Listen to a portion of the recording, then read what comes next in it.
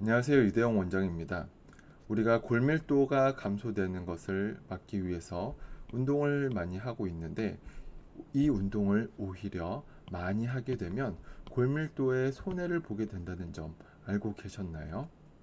오늘은 골밀도를 증가시키기 위해서 어떠한 운동을 해야 하고 그 운동을 어떠한 강도로 해야 하는지 말씀드리겠습니다. 골밀도와 뼈 건강을 위해서 우리가 운동을 하고 그 운동을 통해서 근력과 근육량을 키우게 되면 그것이 골밀도와 뼈 건강을 증진시켜 줍니다. 그런데 이 운동을 많이 하게 되면 오히려 골밀도에 손해를 보게 된다고 합니다. 왜 그러한지 말씀드리겠습니다. 한 가지 질문을 드리겠습니다. 우리가 운동할 때 근육이 성장할까요?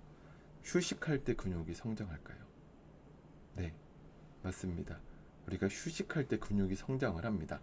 우리가 운동을 할 때는 근육에 손상을 주는 행동이고 그 운동을 많이 한다는 것은 근육에 손상을 계속해서 주고 휴식할 그런 틈이 없이 계속 손상만 주게 된다면 근성장에 오히려 손해를 보게 된다는 것이죠. 그로 인해서 근력과 근육량이 증가되기가 어렵다는 것입니다. 오늘의 내용은 이 초과 회복의 원리라는 것만 이해하시면 됩니다. 이 초과 회복의 원리는 무엇이냐면, 자, 지금 이 빨간 구간이 운동을 하기 전 구간입니다. 이 구간에서 우리가 운동을 하게 되면 오히려 근력과 근육량이 처음 운동을 하기 전보다 더 떨어지게 됩니다. 왜냐하면 운동은 근육에 스트레스를 주고 근육을 손상시키는 행동이기 때문입니다. 그리고 나서 시간이 더 지나게 되면 이 떨어졌던 것이 다시 점차 회복을 하게 됩니다. 이 구간을 우리는 회복기라고 하게 됩니다. 그래서 시간이 어느 정도 지나면 처음에 운동하기 전에 근력과 근육량의 상태에 다시 회복하게 되고 그 구간이 더 지나게 되면 초과 회복기를 겪게 됩니다. 초과 회복기를 겪게 돼서 처음 운동하기 전보다 근력과 근육량이 더 상승될 수가 있습니다. 이 초과 회복을 할 수 있는 것은 운동을 통해서 피로기를 겪고 회복기를 겪어서 초과 회복을 했기 때문입니다.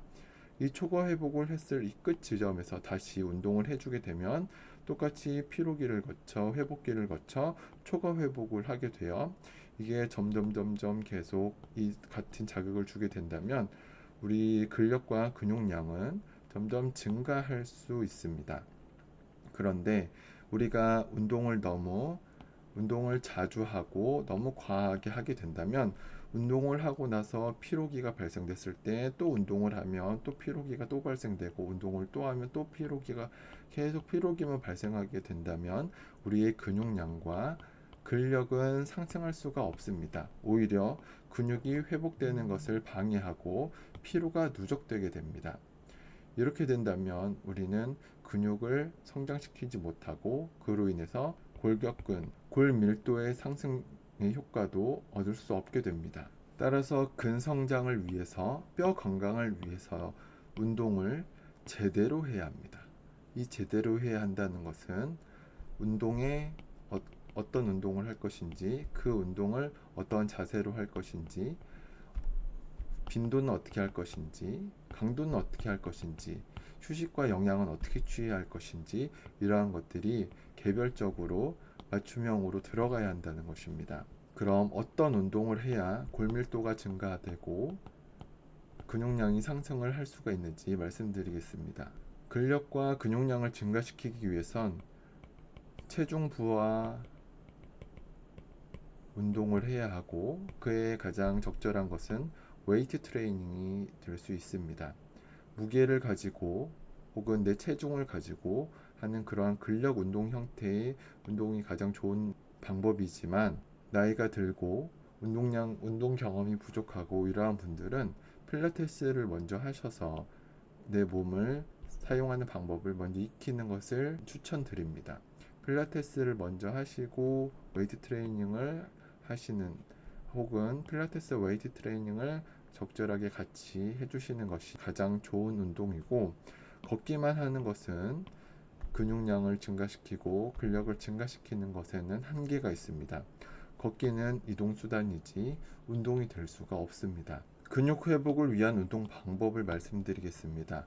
근육 회복을 위해서는 48시간에서 72시간 동안 휴식을 하는 것이 필요합니다. 그러기 위해서는 보통 일반적인 경우에는 무분할 운동이나 이분할 운동을 해주시는 것이 적절합니다. 무분할 운동은 그냥 전신 운동을 하시는 것인데, 하체 운동, 상체 운동 크게 나눠볼 수가 있겠죠. 그것을 운동하는 날을 월요일, 목요일 이렇게 하시든지, 뭐 화요일, 금요일 이런 식으로 하시든지, 수요일, 토요일 이런 식으로 해주시는 것입니다.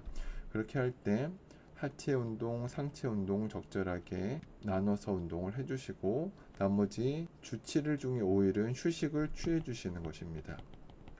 그리고 이분할 운동은 상체와 하체를 나눠서 운동을 하는 방법인데, 예를 들어서 월요일부터 일요일까지 운동 프로그램을 짤 때 월요일날 상체를 해주면 48시간에서 72시간의 회복 기간이 필요하니까 목요일날 다시 상체를 해주시는 것입니다. 그러면 화요일날 하체를 해주시고 금요일날 다시 하체를 해주시는 것이고, 수요일, 토요일, 일요일은 휴식을 취해 주시는 것입니다. 이렇게 해주시면은 운동을 하고 근력 운동을 하시고 나서 내 몸의 근력과 근육량이 충분히 휴식되고 회복될 수 있어서 초과 회복의 효과를 얻으실 수가 있습니다. 그리고 휴식하는 날은 간단한 유산소 운동을 같이 병행해 주시는 것이 좋고, 이 운동을 또 분할해서 어떤 운동을 할 것인지 말씀드리겠습니다.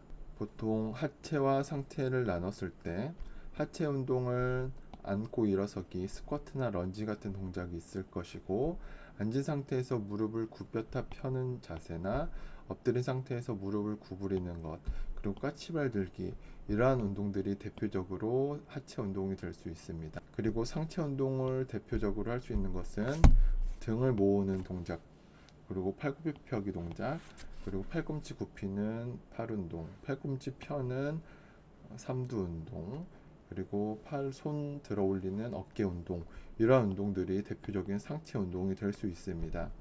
이러한 운동들은 보통 이제 초보자인 경우 1에서 3세트 정도, 한 번 할 때 10회에서 20회 정도를 해주시는 것이 좋습니다.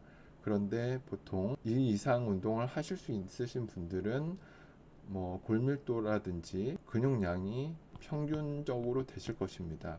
골밀도가 많이 떨어지시는 분들은 무분할이나 이분할로 이렇게 하체 운동 대표적인 운동들, 상체 운동 대표적인 운동들을 1에서 3세트, 한 번 할 때 10에서 20회, 주 2회 내지 4회 운동을 하는 것만으로도 근육량을 충분히, 골밀도를 충분히 끌어올리실 수가 있습니다. 그리고 운동을 제대로 잘 하셨다면 수면이 굉장히 중요합니다.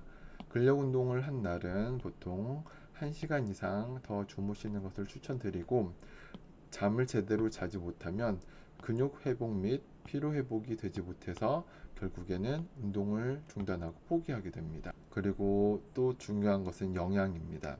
우리 간단하게 영양은 체중 1kg당 1g의 단백질을 섭취해야 되고, 거기에 플러스 내가 하루에 소비하는 에너지 양보다 300칼로리 정도를 더 추가해서 드셔야 됩니다.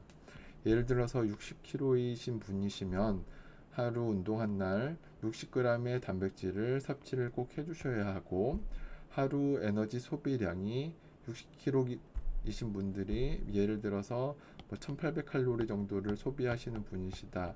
그러면 여기 플러스 300칼로리 정도가 추가적으로 더 섭취가 돼서 2100칼로리 정도의 에너지를 섭취를 하시면서 단백질을 60g을 섭취를 해주셔야 합니다. 이분은 현재 나이가 81세 정도 되신 분인데, 근육량도 좋으시고 골밀도도 좋으시고, 이분이 이제 방송에서 하셨던 말씀은 부담스러워도 PT를 받아라.